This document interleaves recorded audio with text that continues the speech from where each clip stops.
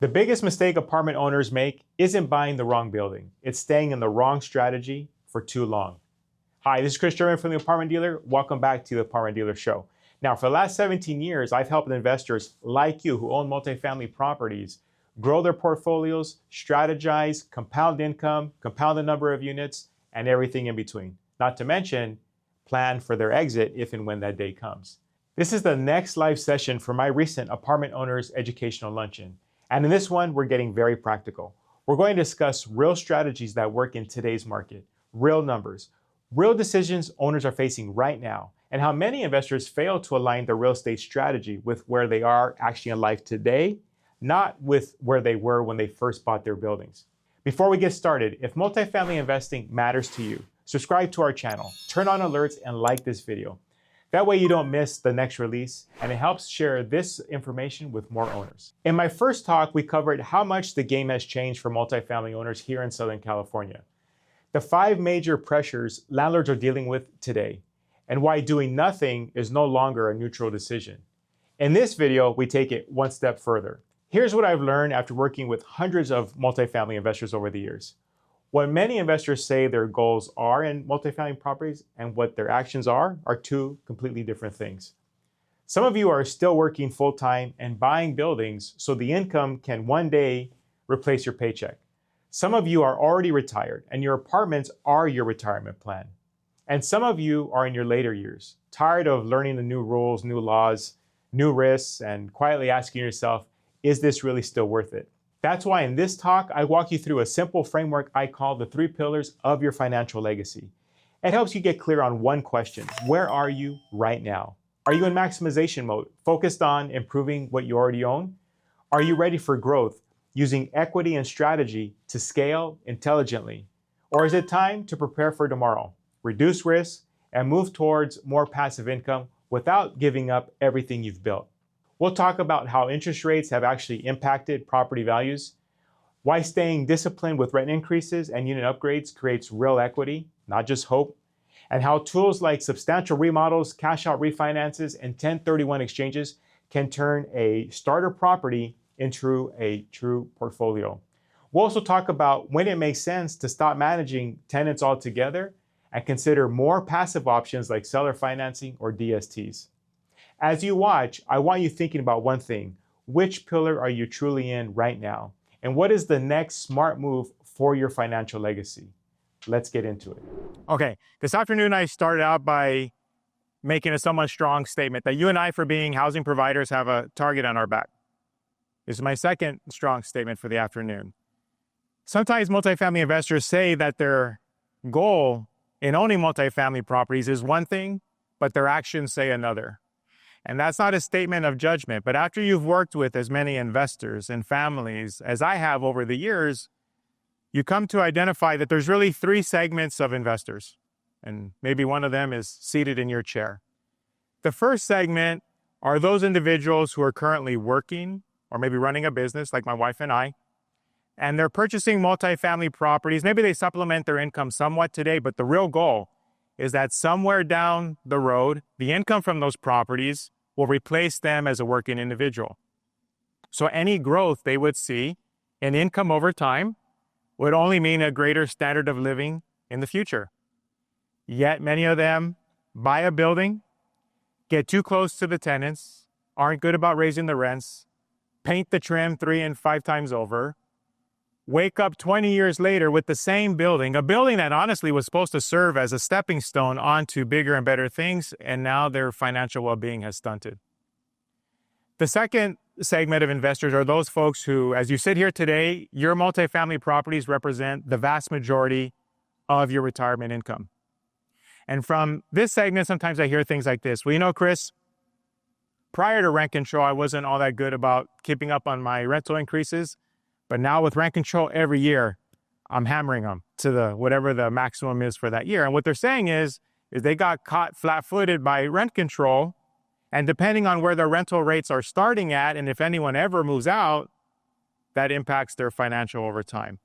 And then the third segment are those investors who they're in their golden years. They've done all the buying and selling that they want. They've got things just quite how they want it.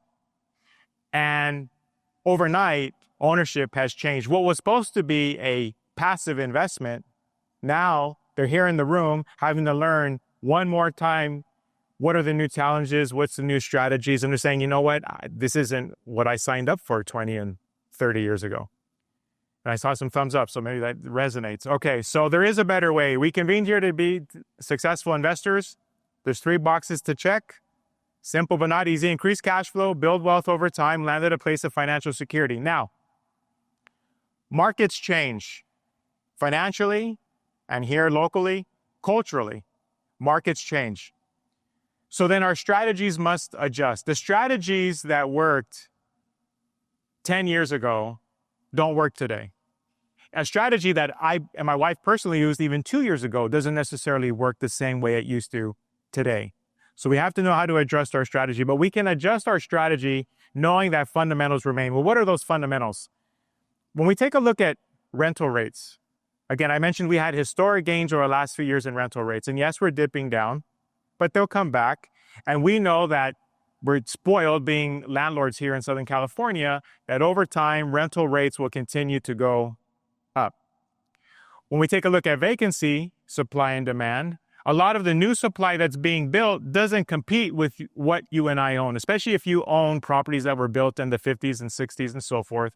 The new stock doesn't compete. So there's a crunch for housing. So vacancy remains low, next to none. Some of you probably even have a waiting list if you do get a vacancy. That's how tight things are. It's different than, it sounds attractive to go to Arizona and Texas and some other places. I'm not saying you can't make money there, but you don't see the increase in rental rates nor a low vacancy factor like you do here. And then property values. Yes, there's ebbs and flows in the market. We're about to discuss exactly where we are in the market and why we're standing here. But if you hold long enough, property values go up. So the market data that I'm going to cover here is within this coverage map. You're here because you own at least one multifamily property within this coverage area. So we cover anywhere from just west of the 710 freeway, as far east as the 15, as far north as the 210, and as far south as the 91. Now, when we take a look at that piece of the map, this is what we see in terms of sales. In 2022, that was the top of this last market that was inflated. You see 2023 dips. We're going to walk through this. 2024 and now 2025, we've nearly already sold as many buildings as we did last year. We probably will exceed that, and we're going to discuss why that is. Now, I break the data up into corridors. The reason why I do this is because if you just talk about Los Angeles County with a broad stroke, it doesn't work. So we chunk it down based upon values, rental rates, and tenant base. So the first corridor is the East Los Angeles corridor, Boyle Heights, East LA, 90022, 23, El Sereno. And what you're looking at here is from the previous 10 years. We're going to look at 20 years in total. This is the first 10 years. The bar graph is total sales volume. And then you have price per unit and cap rate. Price per unit being blue, cap rate being black. Now, cap rate, revisit it real quickly before I begin. Cap rate meaning if you bought a building all cash, what would be your rate of return? That's how you quickly can calculate cap rate. Okay, so we see that, of course, in 2007, the market changed. And then come 2010, the market started to gain steam. And we gained steam all the way until 2019. And if you were in this room fall of 2019, I stood on the stage saying the market's turning. It has turned. Maybe there's things you need to adjust. I couldn't have known that there would be a black swan in 2020 that serves as a catalyst. And all of a sudden, this market that was changing direction takes off again, and we reach all-time new highs. And then we quickly adjust starting in 2022, where we've corrected somewhere between 18 to 20%.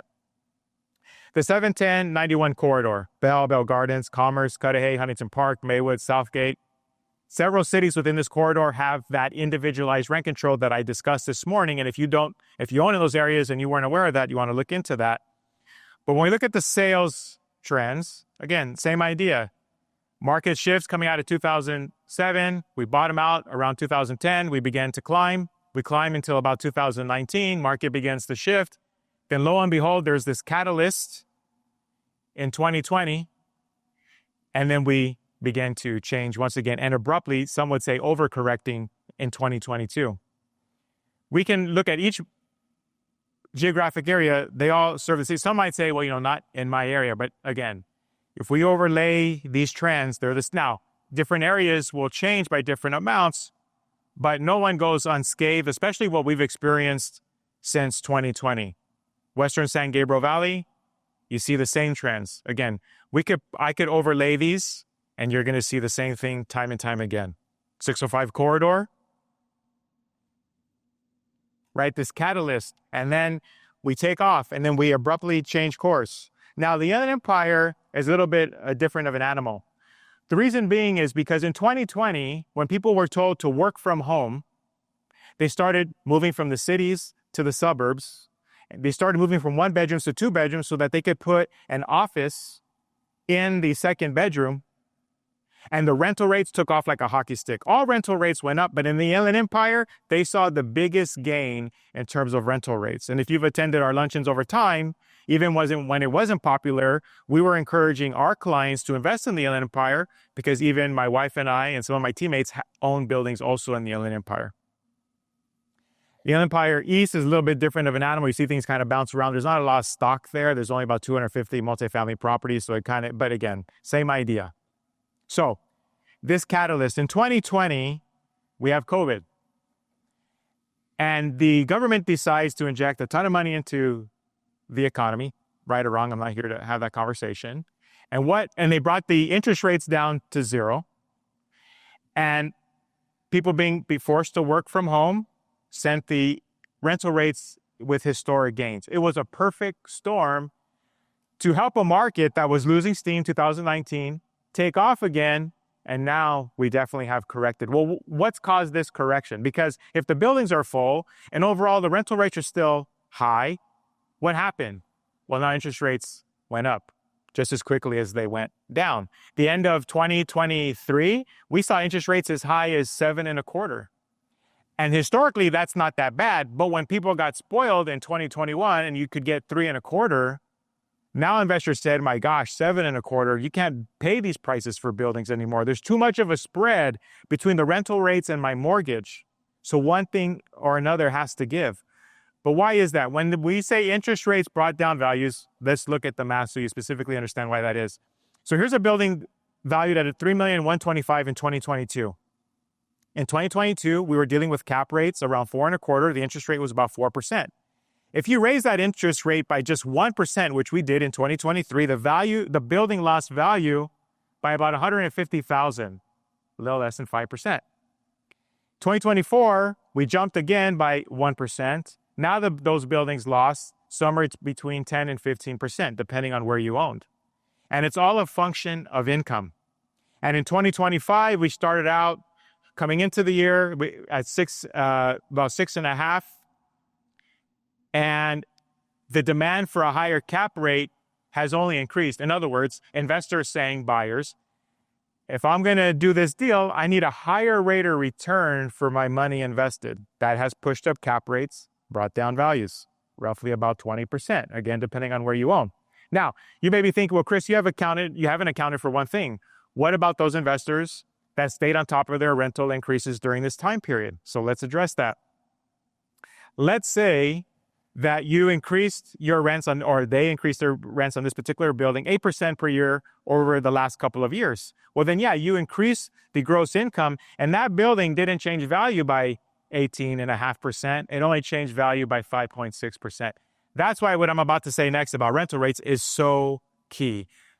I understand you're close to your tenants, but with rent control, they've given us no choice but to stay on top of our rental increases. And you see here what a difference it makes in value. I can't tell you how many investors that I meet with, and they ask, and we're going to have a conversation about how much is their property worth. And they know about a few recent sales in the area. And then I come in and give them the bad news that, yeah, you're off by about 10, 12% in value. Well, how could that be? Because these other buildings that sold, they had stayed on top of their rental increases. They renovated units. They have the right electrical subpanels. They updated the plumbing to copper. The roof is less than 20 years old. That's why they got the higher price. Income. Now, if your hopes were that you were going to come here today and I was going to tell you exactly how much your building is worth, that's a much longer conversation. But every quarter, I record a market update video. This is the most recent video that I just recorded. We released it this morning on my YouTube channel. You can scan that QR code, and that will give you the price per unit in your city. It'll give you the cap rate in your city, and it'll give you the most up-to-date rental rates in your city for reference in case you have a vacancy or you're looking at your next rental increases. So and again, you can go to my YouTube channel. And at the end of the year or the beginning of next year, then I'll give you a market recap of the entire year. You know exactly what's going on, but you're here, so you're going to already know. Okay. Successful investor, 3 boxes to check. We follow the 3 pillars of the financial legacy. So that first checkbox, increase cash flow. So we're talking about maximization, right? Increasing the value of a property we own by increasing the rental income. Well, how do you do that under the constraints of rent control? Under the law, there's one strategy where you can still raise your rents above the limits, and it's by completing substantial improvements on the buildings that you own. So what's a substantial improvement? Substantial improvement says that if you're going to update one of the major systems, plumbing or electrical, it's going to cause the tenants to move out for more than 30 days. You pull permits to complete that work, and you give your tenant a 60-day notice to vacate. You package all that together and you submit it to the tenant. The 60-day notice, the permits, a letter explaining the scope of work or why it's going to take more than 30 days. And then there's no defense. They can't stay in the unit. So that's one of the key, that's one of the key components here is you're not arguing about unpaid rent. There's nothing that they compose in court and say, well, you're on right in, move out because of habitability. No. There's no defense to this. Now, if you're going to take the time and energy to go through a substantial remodel project, like my wife and I, we've done several, we've coached clients through several as well, then at the end of that project, you want to attract millennials. That is your key customer. Why? Number one, there's just more of them. They're the largest portion of the population. So if tenants are our customers, there's just more customers in this age range. Number two, they have more discretionary income than their counterparts. Why? Because typically it's a couple who's cohabitating, but they're putting off marriage till later in life. They're putting off having kids till later in life, meaning they have that much more income. But they want to live in a nice place, a place that shows pride of ownership, where they can bring people over and entertain. And if you offer that type of unit and the right amenities, they will handsomely pay you rental rates above and beyond the average because there's so many average units in the market. So yes, rental rates have pulled back, but we're still about 18% higher than we were 6 years ago. And I'm sure that the rental rates are much higher in your area than many of you might assume. So let's walk through a substantial remodel project. So in 2019, as the rent control law is being rolled out, Mike Brennan walked me through the law. I wanted to make sure I had a good grasp of what I was getting myself into. And I said, okay, let me go try one of these substantial renovation projects myself before I get on stage and coerce other landlords to do and follow suit. So I buy this property in the city of Ontario. And this building was on the open market. I bought it from the realtor who had it listed. That owner, these were 2-bedroom, 1-bath, single-story cottages. And that owner had the rental rates. They had owned it for eons. They were like somewhere between $800 and $900 per unit, if you can imagine. Now, if I would have bought that property and then just raised rents every year, given the limits of rent control, I would have gone nowhere fast. We gave everybody a notice to vacate based upon substantial improvement. It was a little bit easier then because you didn't need to pull permits back then. That changed in 2024. When we were done with the project, we actually sold that for the highest price any property had sold in the city of Ontario for that vintage of a property, my partner Deepan and I. One of the tenants actually worked for housing. Now, I didn't know that when I bought the building and when I gave the notice. So she thought she knew better than me, but once she read the law clearly, even she left without a fight. In 2020, I bought this building in the city of Covina. Now, that was a fun time to buy a building in 2020 to try to get tradesmen that are testing positive for COVID. You're going to Home Depot, you're fighting over Romex and everything else with all the husbands have the honey-do list. But we got through the project. And at the end of that project, because of the rental rates that we were collecting and the quality of the asset, when we went to do our cash out refinance and the appraiser came, he says, I brought comparable sales with me. And Kris, you're the agent who sold a lot of these, but I brought comparable sales with me. But these are going in the trash because they're not collecting the same rental rates. These assets are not the same quality. So then for my building in Covina, he used sales comparables from South Pasadena, Glendale, Burbank, push my evaluation so that I was able to take out every dollar that we had put as down payment and every dollar that I had put into the building for the substantial improvement. I literally have no money in the building. And even with the elevated mortgage now, because we maximized our loan amount, because of the high rental rates, we're still cash flowing very handsomely. And then another project here. Now let's go through some brass tacks math. You say, well, Kris, how much is this thing going to cost me? Okay, here's a property that my partner Deepan and I bought in the city of Ontario. Single-story cottages, huge lot, picked it up for $1,750,000. This is what it looked like by the time we were done. So we do everything. Plumbing, electrical, interiors, kitchens, bathrooms. We even had to replace the roofs. Let's say, though, that I would have bought that building and not had gone through all that work and just raised rents. When we bought the building, the gross income was $98,000. That's what the previous tenants were paying. Let's assume that I would have been able to raise my rents 10% per year. Now, those of you who understand how rent control works, you can't raise your rent 10% per year because inflation fluctuates, but let's just say I could. That means at the end of 8 years, I would have been collecting $210,000 of gross income. But by going through the substantial renovation project, in 1 year, I turned $98,000 into $200,000 of gross income by vacating the property, going through the substantial improvement, and replacing those tenants with tenants who were paying us above market rental rates. Cost, tenant buyouts cost us about $9,400. So when I categorize it as tenant buyouts, but these are not what some of you go through giving people $10,000, $15,000, $20,000. I would never do that. And so we give people $1,500, $3,000. Here you go, pay for the U-Haul. Legal fees, because we have Mike Brennan actually write the letters to the tenants so they know that we're not playing. Our unit remodels were about $360,000. Landscaping, $12,000. I'm all in $385,000. My net income is $6,600 a month, so it's $80,000 net. I'm into the investment about $1 million between down payment and renovation costs. I'm earning 8% return on my money at the end of that project. And that's very meaningful because the average investor, and many of you in this room, are only earning about 4 or 4.5% rate of return on your equity. And I can say that with confidence because my team and I evaluate somewhere between 2 and 5 apartment buildings every week. Investors coming to us asking us how much are their buildings worth. And the average investor, even if the building's free and clear, even if you bought the building years ago and your tax basis is very low, your average rate of return is about 4.5%, maybe 6% if you've done a good job increasing rents over time. Here we were at 8%. We decided to sell. We sell it for $2,550,000. That was the highest price per unit that any property had sold in the city. We made about 28% return on our money. Now, I cataloged the entire journey on my YouTube channel. It's a 3-video series. You scan that QR code, you go to that link. I walk you through every choice that I made, every mistake that I made, and so forth. I went through the major components of the math here, but just so you can familiarize yourself and maybe get comfortable with this idea. Okay, so what's available in terms of rental rates? When we take a look at the 605 corridor, there's the various cities in the corridor. You go across and you find your bedroom count. Quickly take a picture. Here's the Empire West. But I'm kidding, you don't have to take a picture because I have a whole rental rate report put together for you. So if you go to raisemyrents.com for free, you can go there now.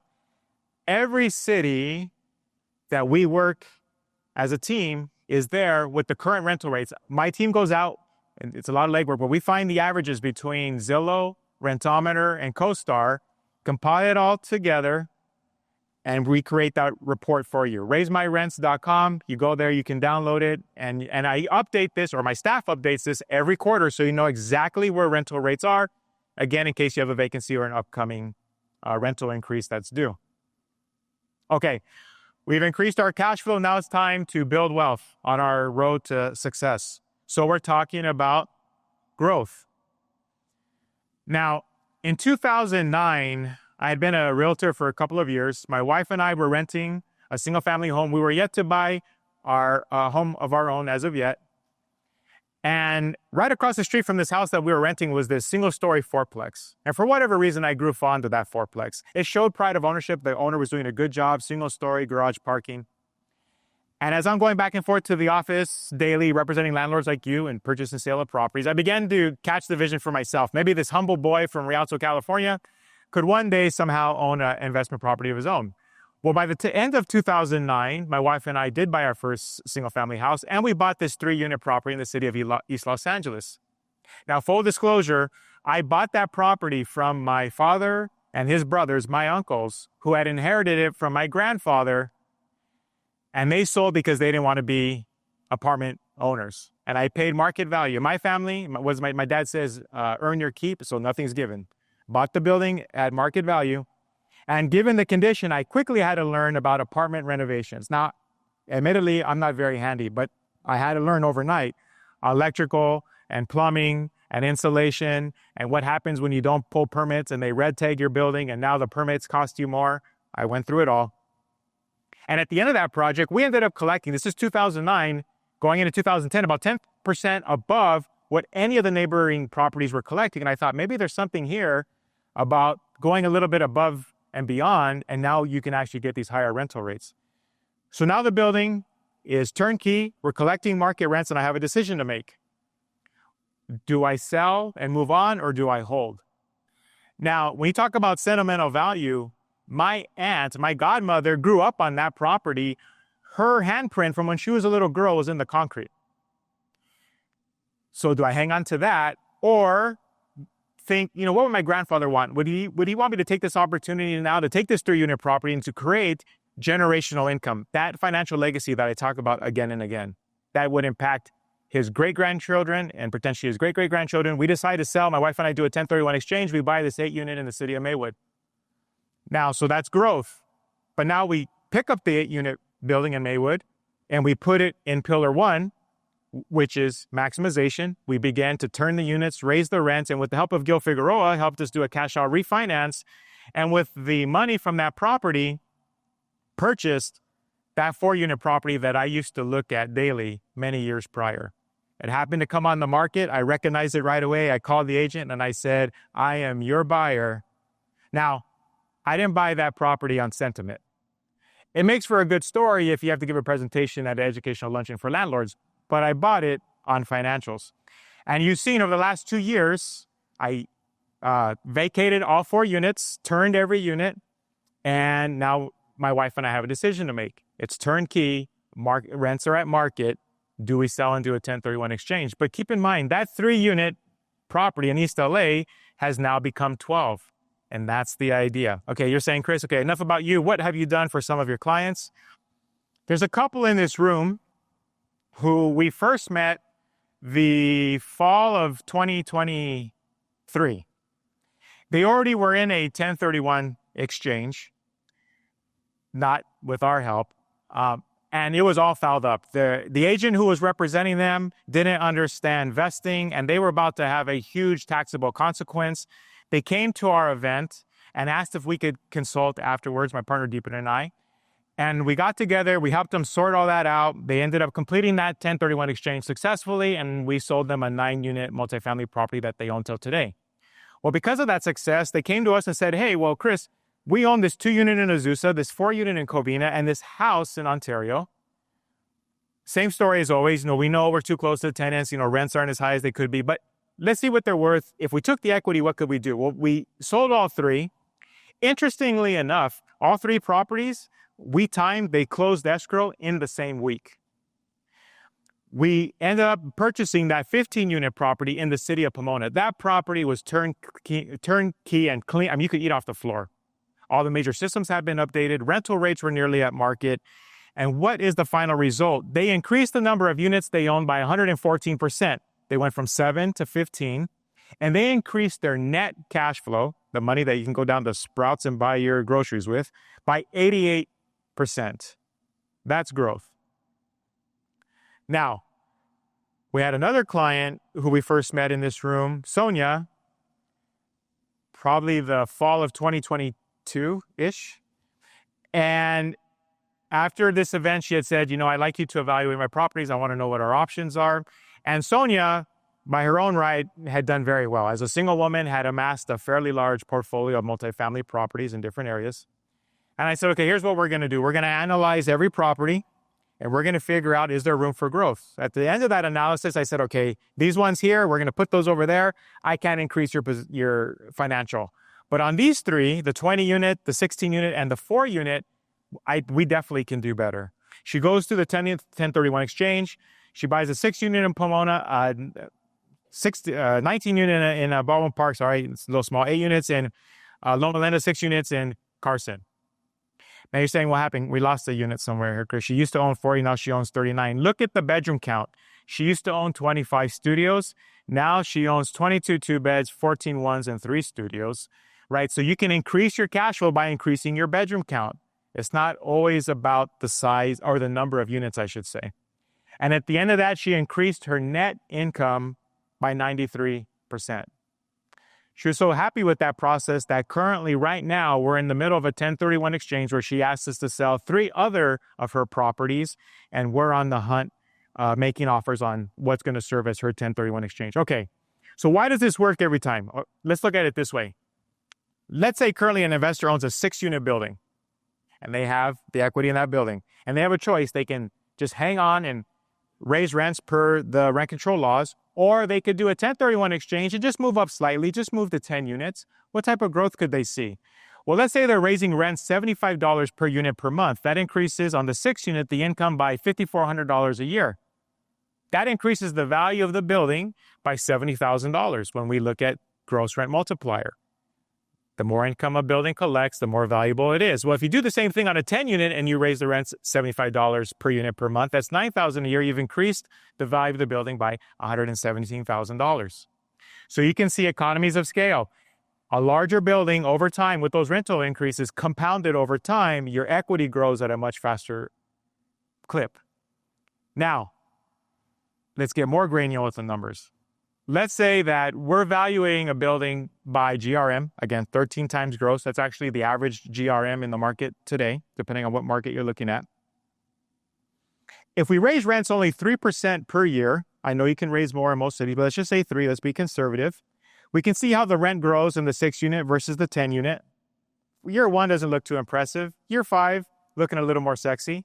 Year 10, now it's 145 versus 241, but at the end of year 20, it's significant. But when we look at the overall value difference, that 10-unit building versus the 6-unit building has an equity difference of $1.7 million and a rental difference of $130,000. That's growth. Now, financial security, which we're discussing prepare for tomorrow. Many of you may be sitting here thinking, okay, this was supposed to be a passive investment. I didn't think I'd have to be as involved as I am today. And things have changed so much from when you started out first investing years ago. You're contemplating an exit. But your concern is, what do you do about the capital gains tax? And what do you do to replace the monthly income that you've enjoyed from your properties? How many of you are, say, in that scenario? That's kind of what you're going through right now. Okay, sure. Well, there's 2 prevalent exit options. You heard from Warren on one, which is DSTs, and he explained that quite well to you. But essentially, you do a 1031 exchange, so there's no capital gains to pay. Somebody else is managing the properties for you, and you have monthly income. Now you can travel around the world and do all the things that you'd like to. If for whatever reason that doesn't sound appealing, the second most prevalent option are when owners, landlords, sell their building and they provide private financing to the new buyer. So how does this work? You sell your building to a new investor. That investor puts somewhere between 25 to 40% down in cash in your pocket at the close of escrow. And then the remainder, what we call the note, you carry back for a period of time. 3 years, 5 years, 7 years, or 10 years, somewhere in there. It's up to you as the seller. And over the course of that time, you're collecting monthly income from the note, and you have mitigated most of your capital gains exposure.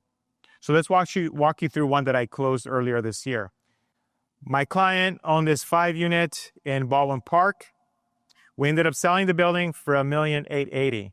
Now, if you can imagine, 5 units sold for $1,880,000 in a market in flux, how did that happen? One, the style of property. It was single-story cottages on a large lot. Those always typically are the most desirable.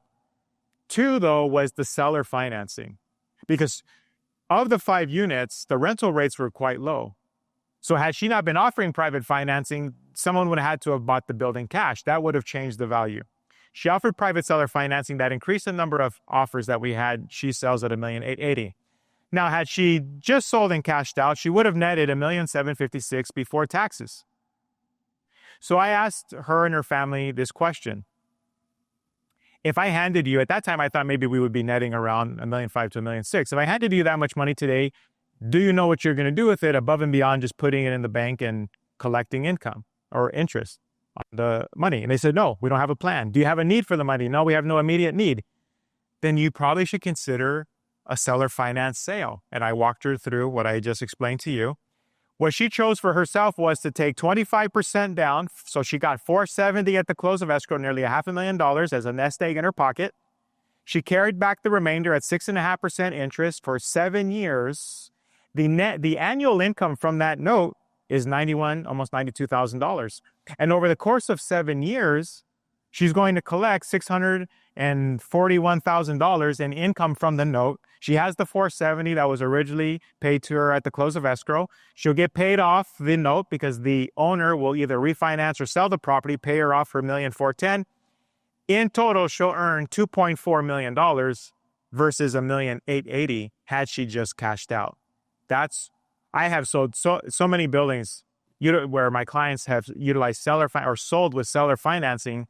I just closed a building here in Covina, a 12-unit building. And so, again, many of our clients choose this path because it mitigates most of the capital gains exposure. You get monthly income. The note is collateralized by the building that you know, and it just fits the scenario if you don't have a plan for the money.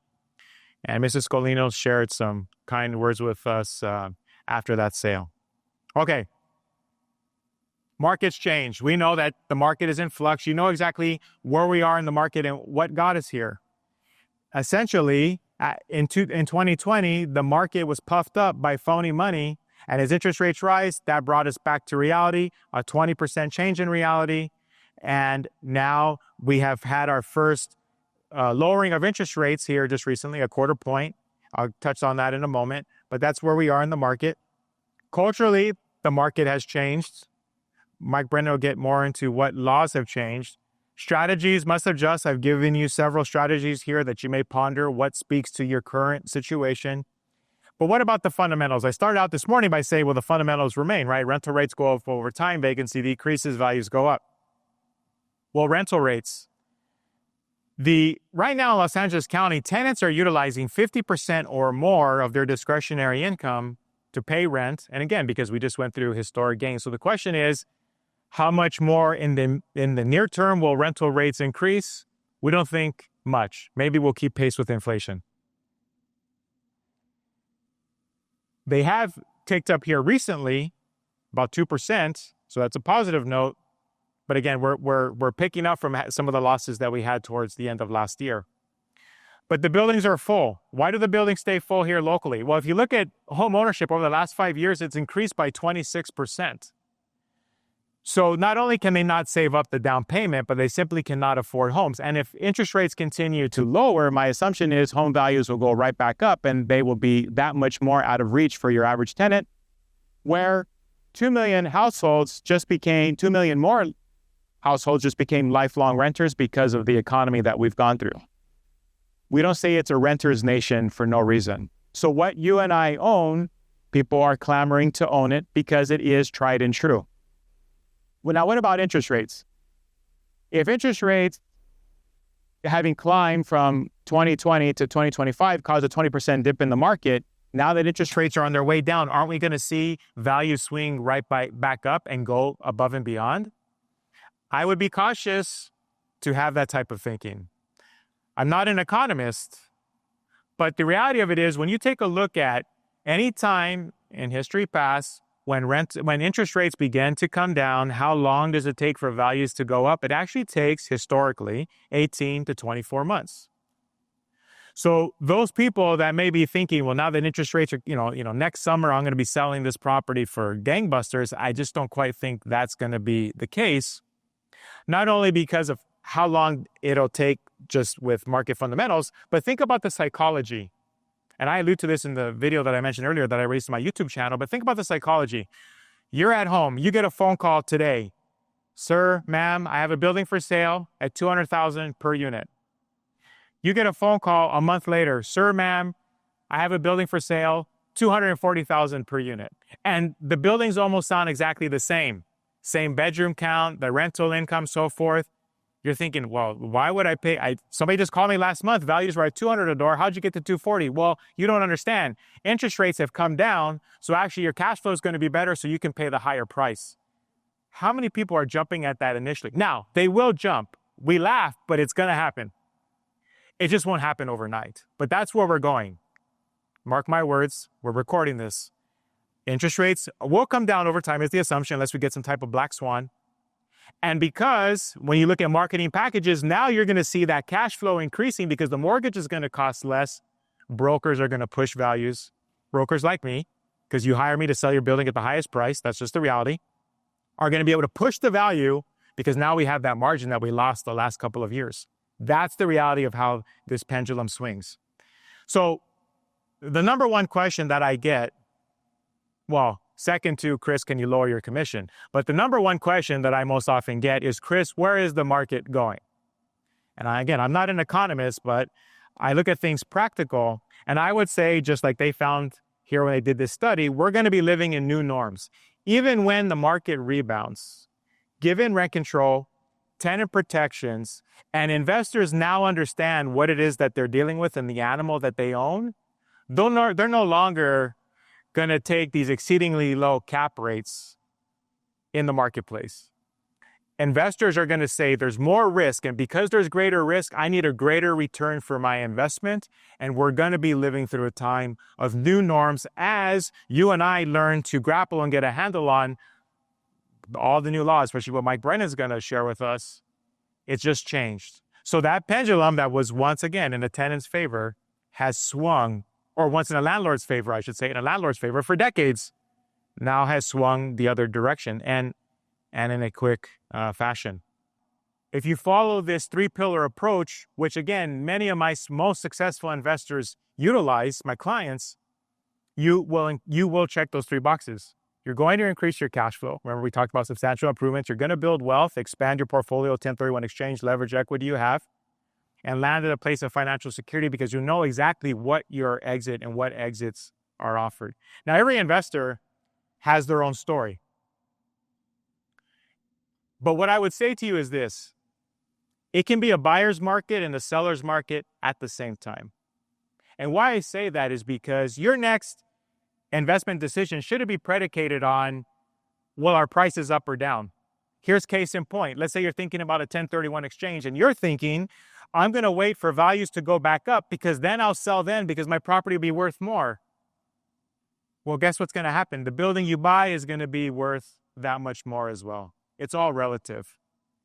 But because we're at a turning point in the market right now where values are still 20% below where they were and interest rates are headed downwards, there's an opportune time here to do a 1031 exchange or just add a building to your portfolio and take advantage of those current metrics before things change.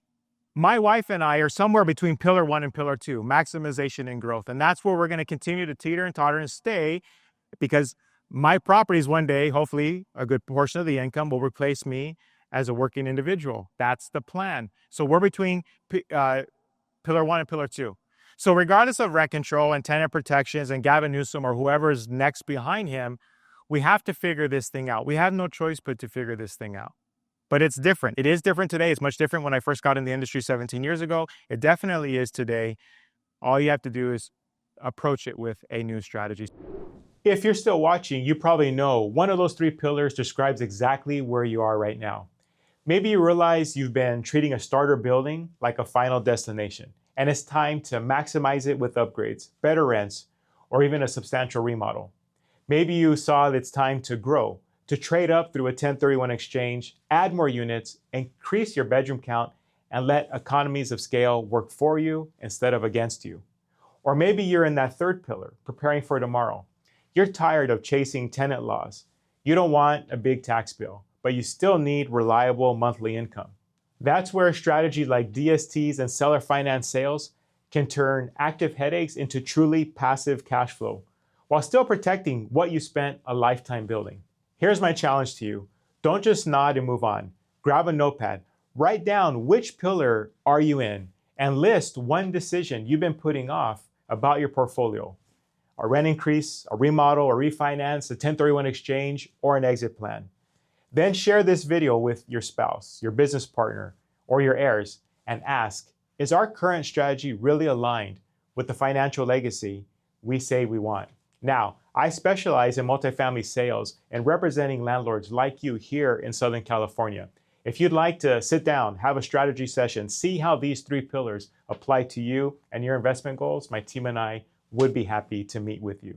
Now, if you found today's video helpful, do me a favor, like this video, subscribe to the channel, turn on notifications. It helps get this educational content in front of more apartment owners who need the information. And to learn more about multifamily investing, I would suggest you watch one of the videos here. We continue to talk strategy, cash flow, investing, all things in between multifamily. And this is Kris German from the Apartment Dealer wishing you positive cash flow, tenants who behave, and much protection from Uncle Sam. Till next time.